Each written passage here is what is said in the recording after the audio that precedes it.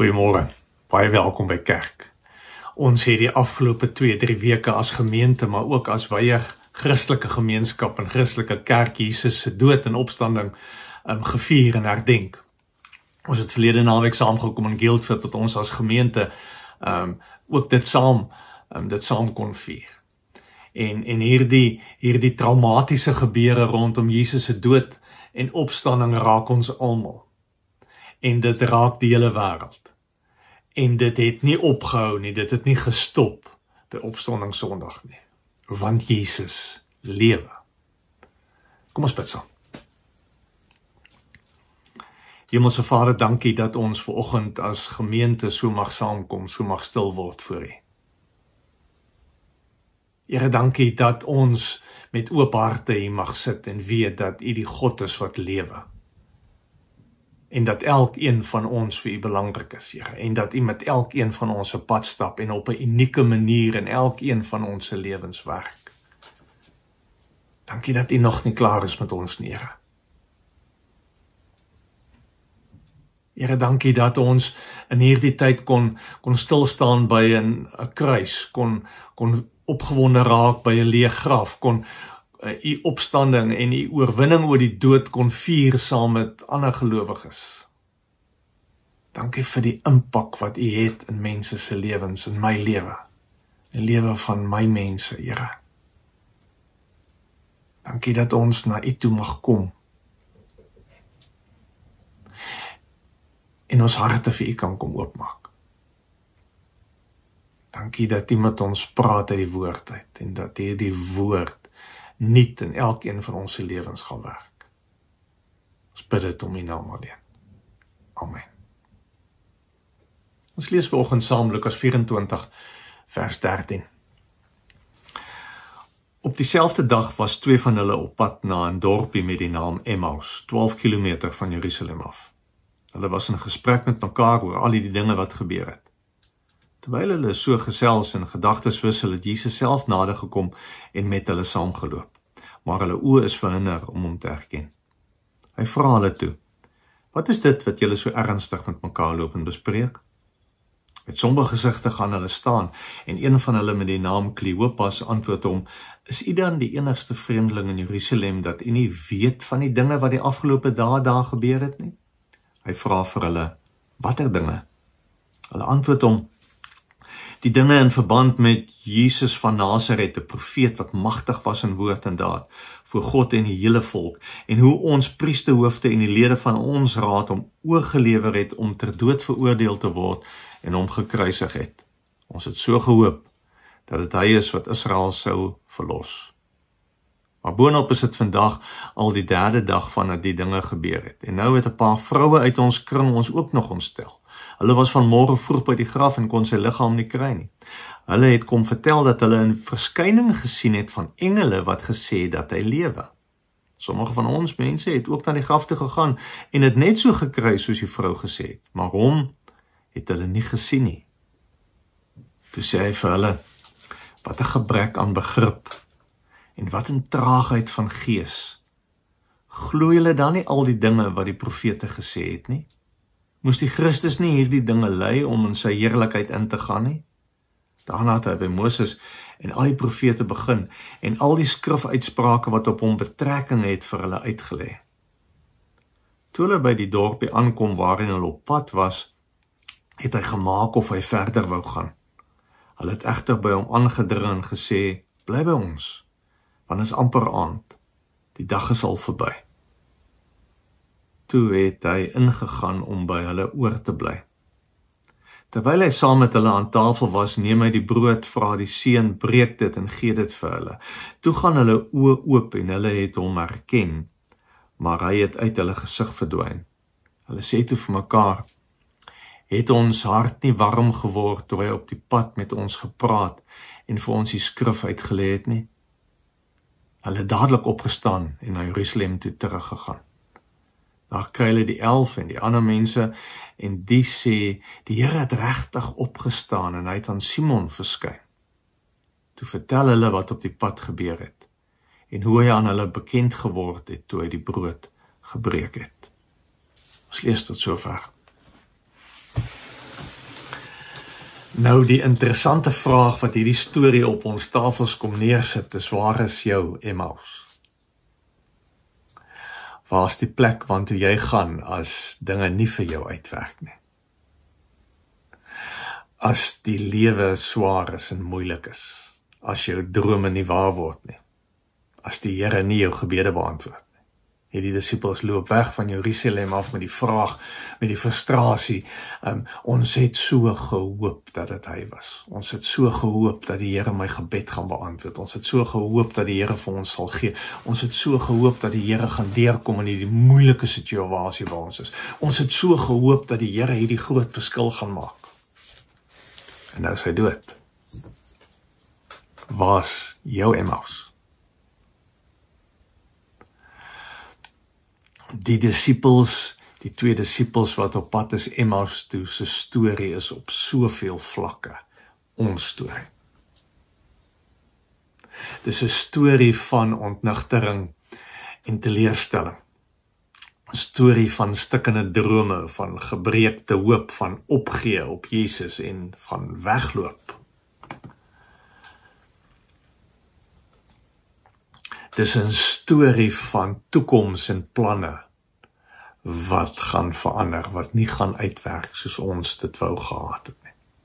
Soos hulle sê, ons het so gehoop dat dit hy is wat Israel sou verlos. Ons moet onthou dat hierdie disippels deur 'n baie moeilike tyd is. As mens kyk na die opbou van die kruisiging, na die kruisiging, al die trauma en hartseer en emosies wat hulle moes beleef het. Die wreedheid van die kruis self. Hulle sê iemand wat by 'n kruisiging was, sal nooit na die prentjie van die wreedheid daarvan uit hulle koppe uitkry nie. Dit maak 'n indruk op jou lewe wat jy altyd met jou gaan saamdra. So ons moet verstaan, daar's geweldig baie trauma, daar's geweldig baie emosies in hierdie disippels se harte. En nou is daar nog ekstra stories van vrouens wat kom en sê die graf is leeg. Van vrouens sê hulle kry nie vir Jesus nie. En hierdie laaste klompie weke moes hy tol op hulle geëis het. En net mense, hulle was net mense met doodgewone emosies. Hulle was mense wat die trauma ervaar en beleef het. Mense wat wil opgee, wegloop vir wie die lewe te veel word, geloof te moeilik word en te veel vra. En dan is hulle oplossing, kom ons loop weg, kom ons gaan Emmaus toe. Hulle sê self, dat soveel van hierdie goed wat hulle nie verstaan het nie. Soveel van hierdie goed wat Jesus gedoen en deurgegaan het wat nie vir hulle sin maak nie. Soveel goed wat hulle gedwing moet word om te herinterpreteer, want hierdie prentjie wat hulle van Jesus het, is verkeerd. Soveel keer is ons daar, het ons hierdie spesifieke verwagting van hoe Jesus is, of hoe ons moet wees, en nie net om teleurgestel te word, net om te ontdek, maar daar's iets anders. Soms is ons situasies waar mense wat ons vertrou, ons seermaak, mense wat ons gedink het, of wat ons glo, of wat ons weet vir die Here lief het, goed aan ons doen, wat ons soms wonder, maar hoe werk dit, as ons gelowiges is dit nie veronderstel om anders te wees. Daar's op soveel vlakke, verstaan ons die teleurstelling, verstaan ons die frustrasie, verstaan ons die hartseer, die opgee.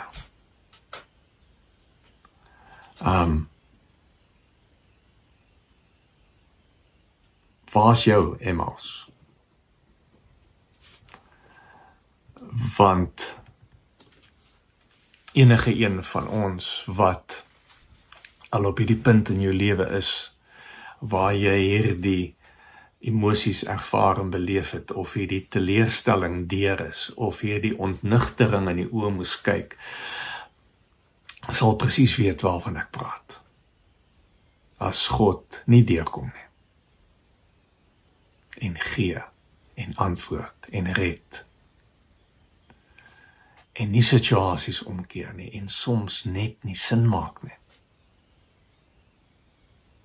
Maklik raak dit om weg te loop, om op te gee, of om net nie meer te kom nie.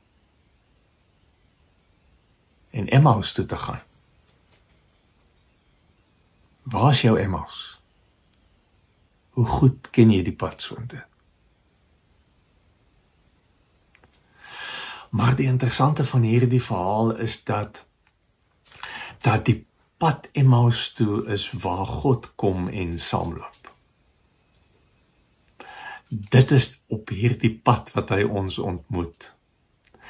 En met al ons pyn en hartseer en teleurstelling en bekommernis en twyfel en vrae wat ons elke dag mee saamdra, waar hy ons ontmoet, nes ons is. En Emmaus is, in hierdie pad na Emmaus toe is waar ons uitgedaag word om nie te dink oor wat ons glo. Waar ons Jesus onverwags ontmoet en raak sien. En waar twyfel skielik nie die einde van die pad is nie, maar net die begin van 'n nuwe pad wat Jesus met ons wil saamloop. Want Jesus lewe. Was jy al op hierdie pad, Emmaus toe? As die disippels teleurgesteld wegloop van 'n kruis en 'n leë graf en van mede-disippels, kom stap Jesus saam. En aanvanklik herken hulle hom nie. Soos iemand hier wil skryf en sê, Jesus is present when we don't recognize him. Jesus is nie net skielik daar as my oë oopgaan nie. Hy is al lankal daar, hy stap al die heel pad saam. So maklik mis ons, ekskuus tog, so maklik mis ons die dieper simboliese betekenis hiervan. Dat daar die heeltyd vreemdelinge op ons pad is. En ons sien hulle nie raak nie. Ons loop verby, ons luister nie, ons mis Christus in ander mense. So maklik gebeur dit. The world is full of strangers. And if we are to see Christ, it will be in some stranger's face that he comes. Christ comes to us in ordinary moments and ordinary people, but our blindness, our grief, our distractions, our self-centered expectations prevent us from seeing him.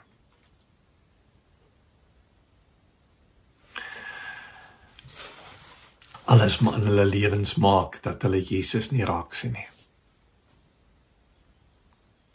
Wat is daar wat maak dat jy Jesus nie raak sien nie? Dat jy Jesus miskyk. Dat jy nie verwag dat Jesus op hierdie stadium, op hierdie oomblik daar by jou is nie. En dan is dit in ons geval nie net trauma en hartseer en teleurstelling en probleme nie, daar is ook ander goed, daar is ook lewens wat so vol geword het, lewens wat so besig is, dat daar nie plek is vir die Here, vir die lewende Here nie. Wat maak dat ons nie die lewende Here verwag nie, nie met die ingesteldheid leef dat daar waar ek besig is, Jesus is ook daar nie. Jesus forceer nooit sy teenwoordigheid op mense af nie. Ons kan kies of ons Jesus wil innooi. Ons kan kies of ons die oë van ons hart wil oopmaak om hom raak te sien. Hy wil inkom in ons huise, in ons lewens, in ons huwelike, in ons verhoudings met ons kinders, na ons werke toe. Hy wil inkom, hy is klaar daar. Maar dis ons keuse of ons hom gaan innooi. Dis ons keuse of ons met hierdie lewende Here gaan rekening hou. En of ons eenvoudig gaan wegstap en maaste. Aangaan met ons eie goed. Hoe gaan hulle oë oop? Wat maak het hulle hom skielik raak sien? Dan twee goed in hierdie storie. Die een is, al wat Jesus doen, as hy met hulle begin praat, dan vat hy die skrif, en hy breek die skrif hulle oop. Hy werk het van 'n kant af met hulle deur. Want die antwoorde lê daar. Wie Jesus is, lê daar. Wat hy in ons lewens wil doen, wie hy vir ons wil wees, lê daar. Gaan terug soontoe. Lees dit weer. Gaan lees dit weer. Want alles gaan oor Jesus en hoe hy is en wie hy wil wees. En dit steek hulle harte aan die brand. Hulle sê self, het ons harte nie warm geword toe hy op die pad met ons gepraat het nie.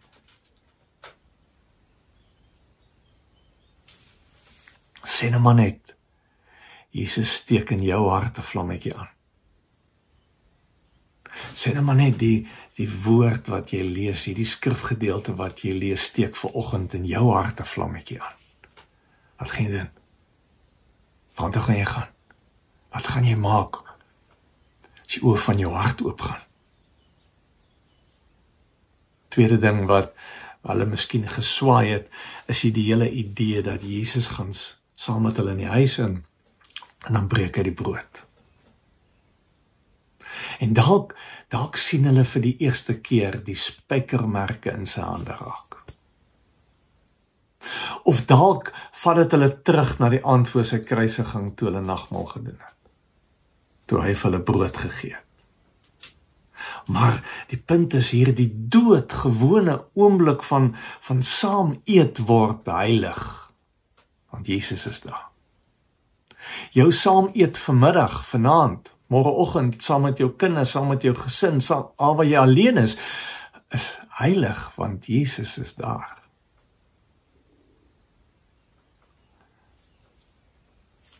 It was not their eyes that were open, but their hearts.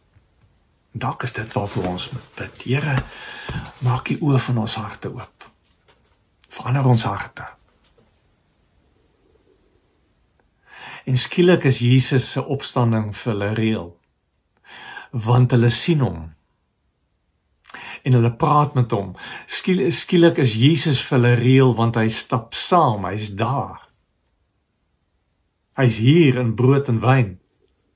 Skielik is die woord nie maar net 'n ou boek wat die dominee van vooraf lees nie, raak dit lewendig, want ek ontdek my verlosser in hierdie boek. Want dis waaroor dit gaan. En ons moet skuif, want hierdie Jesus is reël. En sy opstanding is nie net bedoel vir Paasnaweek en opstanding Sondag nie. Sy opstanding is nie net bedoel vir eendag as ons doodgaan nie. Dit is bedoel vir hoe ons nou lewe en hoe ons nou na mense kyk en mense hanteer en in situasies optree, want hy is hier. Hy lewe.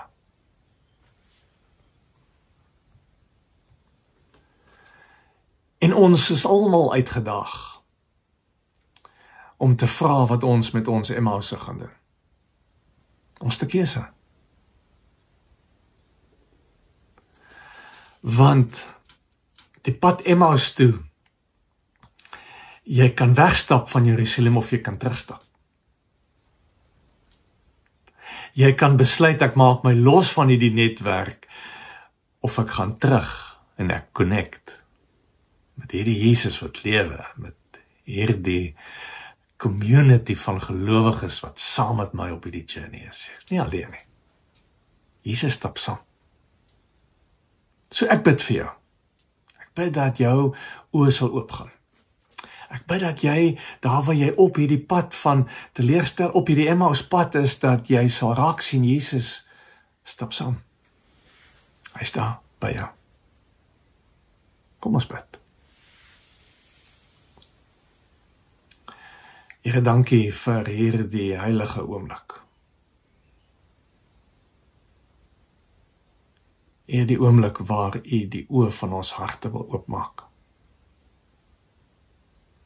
Om U raak te sien. Om U vas te gryp. Om by U te wees. Here, U ken elkeen van ons se pad Emmaus toe. U weet wat die goed wat maak dat ons wil wegstap, wil opgee.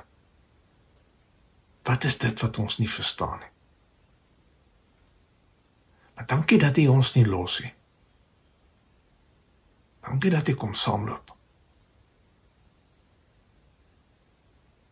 Dankie dat U lewe, en nie net op 'n Paasnaweek nie, maar ook 'n week, 2, 3, 4 weke later, ook elke dag van ons lewens. Maak die oë van ons harte oop om U raak te sien. Asseblief, Here, ons bid dit om U naam alleen.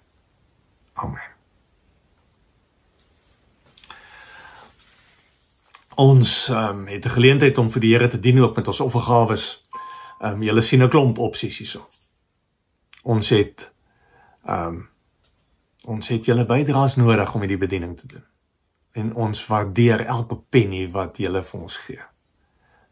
Mag die Here julle ook op so 'n manier gebruik in hierdie wêreld. Kom ons dien die Here met wat ons gee.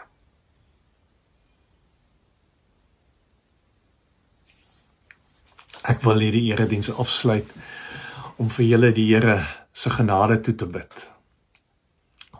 Ek bid dat jy is op jou Emmauspad vir die Here sal raak sien. Ek wil bid dat hy die oë van jou hart sal oopmaak.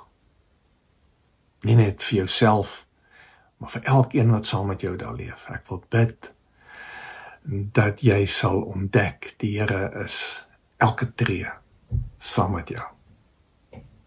Amen.